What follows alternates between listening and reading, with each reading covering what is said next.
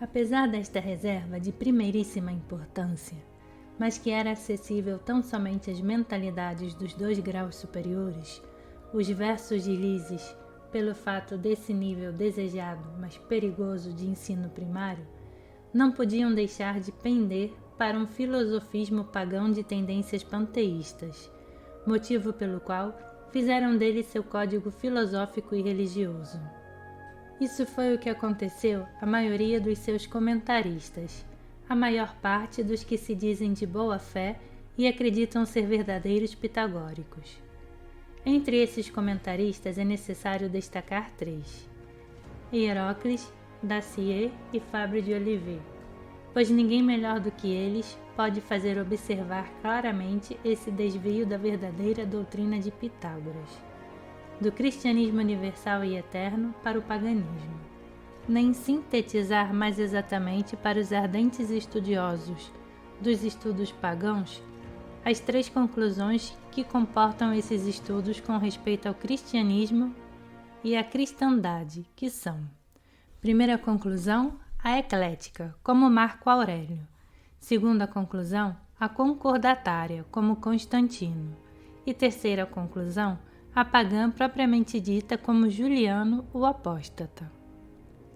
Essas características têm por finalidade facilitar o discernimento das raças de espíritos correspondentes.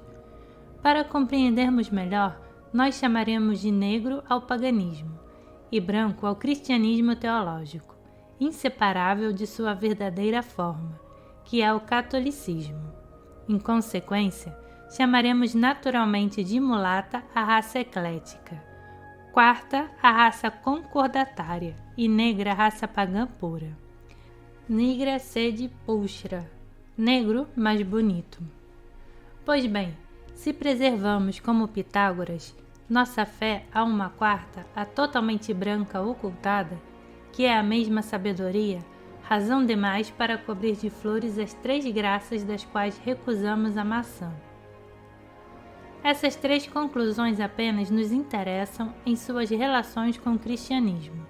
Desse ponto de vista, o representante da primeira é Marco Aurélio. É o liberalismo de M. Proudhon. É bom apoiar-se sobre as baionetas, porém é ruim sentar-se sobre elas.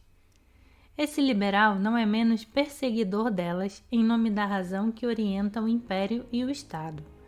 Entretanto, os tempos mudaram desde Constantino. As baionetas desse tempo mudaram pouco a pouco ao cristianismo, e a filosofia esconde as unhas, porque os bispos mostram suas garras que defendem vigorosamente os fiéis.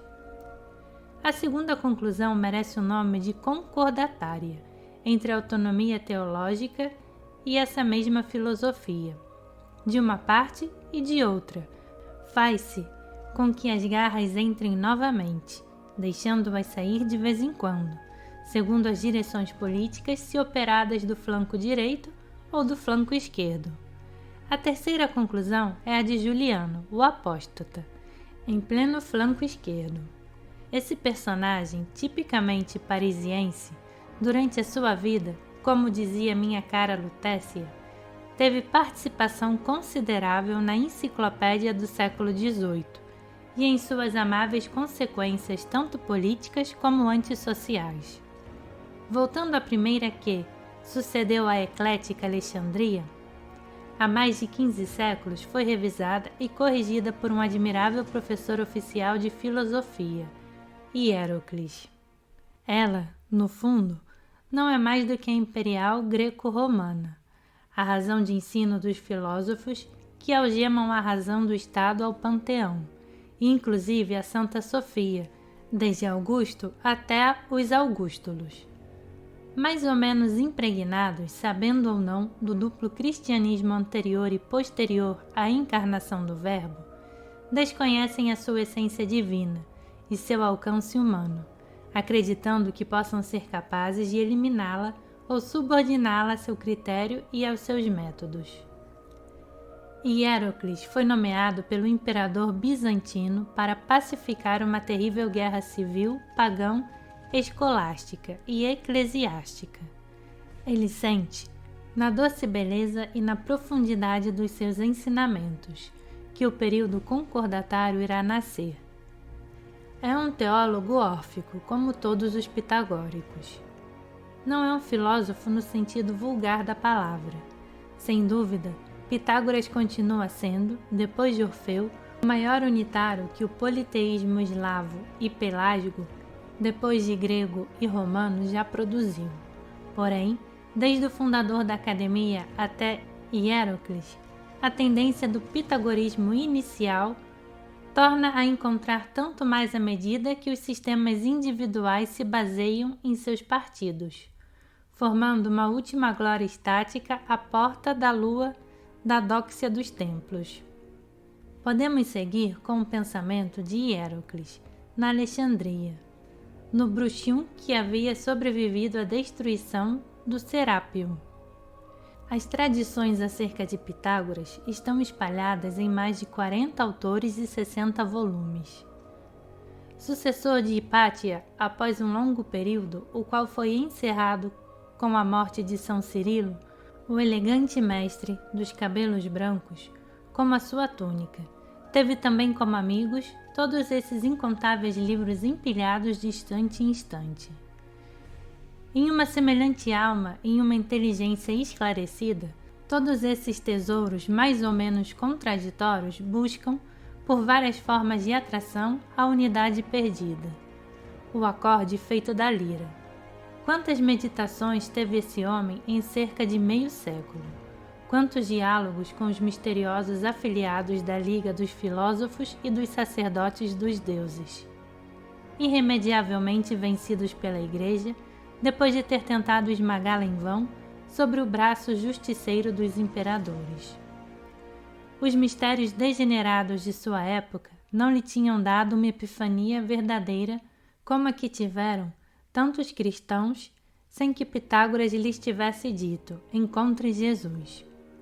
Porém, soube guardar sobre a carne profana um simples e real ensinamento de majestade. Nem a sombra, nem uma simples expressão, mas o movimento da alma indicador de um ressentimento qualquer contra o triunfo do cristianismo. Como pitagórico, não se aflige nem um pouco pela derrota do paganismo, pelo contrário, talvez, e com toda a sua alma, que está no helenismo, beijaria a cruz se tivesse sido plantada no Monte Olimpo, e não sobre o Calvário. As trevas se amontoam cada vez mais, e desde todos os horizontes, o dilúvio dos bárbaros vem a submergir desta civilização. A filha decadente de uma mãe que, pelo contrário, é bela e pura, imortalizada pelos livros sagrados de todos os povos. Assim, a vontade de Hierócles é não só conduzir à ancestral unidade de Pitágoras, uma anarquia de ensinamentos já harmonizados desde Plotino, mas fazer competir com o Evangelho este helenismo ideal, torná-lo novamente religioso, para fazê-lo sobreviver luminoso apesar dessa luz das luzes. Quer que sua encantadora Feba seja a irmã maior deste deslumbrante apoio, e que seu último sorriso ilumine ainda as gerações por vir, submetendo a sua inteligência ante o passado das glórias mais raras de sua raça. É por isso que seus comentários, animados sem o saber pelos evangelistas e pelos sacerdotes, têm um ligeiro acento de adeus, a majestade do último suspiro da alma nacional que se rende à alma da humanidade. É um legado social, que das mãos de Fídias se eleva para o incomparável testamento de nosso Senhor Jesus Cristo. Algo belo, recolhido piedosamente, quase divino. Também diversos testamentos, o de uma Hélade transfigurada, posta artisticamente em seu ponto de imortal perspectiva, com Orfeu por Moisés, Pitágoras por Elias, Lises por Eliseu. É com essa nobre raça de espíritos tão bem representada por Hierócles que a segunda é neoconcordatária, especialmente desde 1648, mas sem dominá-la cientificamente com a invencível potência de suas reservas e de seus princípios. Esta segunda raça é a atomista, Depois, a oportunista de Lóvola, a luterana da Confissão de Augsburgo, a calvinista, passando pelas ortodoxas nacionais gregas, pela anglicana e outras, que classificaremos como irmãs e primas da Igreja Romana, desde o ponto de vista dos interesses comuns. Em seu modesto papel de tradutor, o bom Dacier representa muito dignamente essa segunda raça, e tem muito mais importância do que fariam supor a sua falta de caráter, sua humildade e, principalmente, suas pobres vestimentas. Que roupas! Que paletó de intermináveis períodos desafiados! Que estilo! Sim, entretanto, que consciência e que bela luz cristã nesse pobre lanterna que honrou a academia. Foi dito dele e de sua esposa que era um matrimônio do grego e do latim, matrimônio de amor e como foi prolífero. Dacier é o pai Gigone das traduções. Uma multidão de eruditos se debruçou nas suas traduções sem esgotá-las. Porém, há mais do que isso na obra que nos ocupa. Deixando de lado a sua erudição, Dacier, sempre tão perspicaz, a parte de seu valor como filólogo e escolástico, é um apaixonado calculista que emana profundamente seu Hierocles, que sabe acrescentar sem imitar pedras preciosas a seu rosário.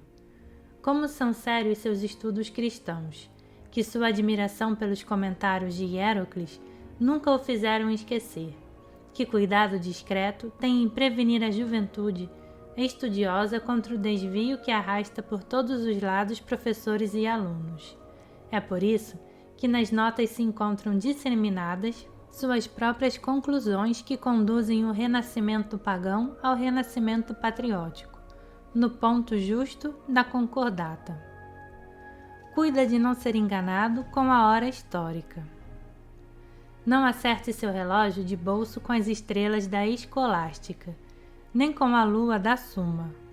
Vá, se não ao sol teológico, pelo menos ao sol de seus adoradores, que depois dos apóstolos foram os mais próximos. E um bom católico, um honesto cristão dos ensinamentos religiosos primários da catequização. Esse grau de instrução religiosa é puramente teológico, porém, os outros dois são da mesma natureza. Os graus secundário e o grau superior faltam desde Constantino. Essa sagacidade real foi também desde o século XIV um dos méritos de Petrarca. Sem dúvida, São Tomás de Aquino continua sendo, por seus méritos, o mestre teólogo do clero, mas não solicita menos a instrução para defender-se que o grande mestre Santo Agostinho, que é seguido por todos os sacerdotes, cuja compreensão é a mais próxima ao supremo mestrado do Verbo Criador e do Verbo Encarnado, a do duplo cristianismo anterior e posterior à encarnação. Mas que diferença entre a fé de Dacier e a do Petrarca! Petrarca é a fidelidade dos eruditos e letrados católicos apaixonados pelo intelecto pagão, oferecendo a ele sua razão e reservando seu coração aos sentimentos cristãos. É um adultério menos o último ato. Dacier, ao contrário, muito mais sólido na sua dupla erudição pagã e cristã, não libera todo o seu raciocínio aos atrativos da filosofia. Mais ainda, a monogamia da glória, o atavismo, o patriotismo necropolitano da República e do Império Romanos, o desencadeamento silencioso da possessão pagã, no amor de si próprio e em todos os instintos, são rejeitados sem o menor esforço e não alcançam o nível moral de Dacier. Como nunca tivemos a vocação tão expandida de voar para socorrer os vencedores, damo-nos a honra de acrescentar que a conclusão mais próxima da rainha das inteligências e da perfeita imaculada é a nobre vencida hoje em dia, a concordatária, no sentido mental e governamental do termo, pagã pela sua cabeça. Sim, aí está sua debilidade atávica, sua falta clássica, e nela somente se lembra de suas duas irmãs atridas. das que não sobraram mais do que a pequena lúnula escura no branco perolado das suas unhas. Porém, seu coração é cristão, e isso é suficiente para acreditarmos que este fogo vivo se transformará novamente na divina luz cerebral. Mais ainda, e desta vez um tanto sacerdotal, ela é a única depositária da sagrada tradição e da promessa. Com este título, ela é a mãe venerável para sempre de todos os cristãos, a salvaguarda da cristandade, e a Europa pagã de hoje em dia não supõe mais tudo aquilo que deve a ela e a tudo que ainda tem para receber dela. Em Fabre de Olivet, enfim, temos o anticristianismo clássico, o laicismo pontificial dos filósofos e dos eruditos letrados, que se opõe aos ensinamentos secundários e superiores greco-latinos, ao ensinamento religioso primário do catecismo, à filosofia pagã e à teologia dos concordatários. Vemos já desapontar esta raça, que é próprio da pessoa de Fabre de Olivet, o neopitagórico do século XVIII, entre os imundos secretários apostólicos, dos quais falaremos em outra parte, que exploravam o papado na primeira metade do século XIV. Sua figura moderna mais verdadeira é o pobre pitagórico Giordano Bruno, desarmado do catolicismo para o humanismo, para cair primeiro no protestantismo. Repicar a seguir fora do cristianismo da revelação, para finalmente atirar-se de cabeça no pitagorismo. Foi dado o fim de Pitágoras numa fogueira, quando uma ducha e algumas boas palavras teriam sido suficientes para conduzi-lo a Jesus Cristo. Quanto a Fabre de Olivet, sofreu esta possessão. Porém, existe alguma coisa de curioso que eleva deliberadamente altar contra altar. É o espírito mais sistemático da franco-maçonaria de então, que a ultrapassava em 100 cúbitos, a de hoje.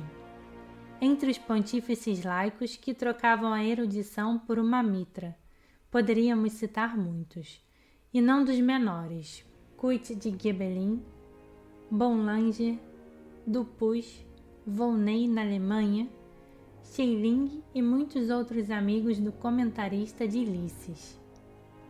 Não esqueçamos La Révélère Lepeuch, o famoso Teofante e Teofilantropo, que ninguém conhece nos dias de hoje e que pontificava também com sonâmbulos por Pítias. É certo que Fabre de Olivet fundou um culto neogrego desse gênero, que felizmente não sobreviveu. Como morreu em 1824 e eu nasci em 1842, seria-me difícil falar diretamente dele, e a única pessoa que poderia falar sobre ele com conhecimento de causa ocultava tristemente esse sujeito. Porém, um manuscrito que me foi indicado por M. Hossein em 1885 provou-me que render um bom serviço à memória desse grande clássico é deixar seu culto lá onde se encontra, nas masmorras da história. Isso, por outro lado, não tira em nada o valor dos seus comentários, que se constituem num bonito e paciente mosaico de encontros, no qual apresenta como uma novidade sua conclusão anticristã dos estudos secundários e superiores. Antes de deixar Lises, devemos ter as mais expressivas reservas a respeito das últimas linhas dos versos dourados, as que consideram o super-homem intelectual, caro à mentalidade pagã, o homúnculo filosófico que se auto-administra em honras da deificação. Documento, de certo modo, diferente para a forma como nos comportamos hoje em dia. Adverte-nos caridosamente que essa apoteose é de Empédocles, esse ilustre filósofo que não podemos considerar filoneísta, e é o Nieltse do século XV antes do nosso. A confraria o achou demasiado comprometedor e lhe mostrou discretamente uma porta de saída, mas este, sem dúvida, acreditou que o seu dia de glória tinha chegado. Continuou sua parada ao ar livre, vestido ridiculamente com uma túnica roxa, os cabelos esvoaçantes, uma coroa na cabeça como a Pítia, cantava na rua sua própria divindade, em versos que evocam involuntariamente as cantadas da deusa Razão e dos teofilântropos na Catedral de Paris. No peito dos imortais surge um Deus, tu mesmo. Nada menos do que isso, conselheiro municipal, deputado, senador, ministro, presidente do Conselho, presidente da República, manequim dos palácios, estátua nas encruzilhadas, tudo às expensas da economia social. Que aconteça ainda, mas Deus. Esses tipos de grego, protótipos de nosso Jordães e do professor de filosofia, não duvidavam de nada, nem deles mesmos, menos que de qualquer outra coisa. Mas como estavam longe do verdadeiro pensamento e caráter de Pitágoras, o desejo desses gregos pela glória estrangeira, sua busca por opiniões e um prazer desmedido em progredir.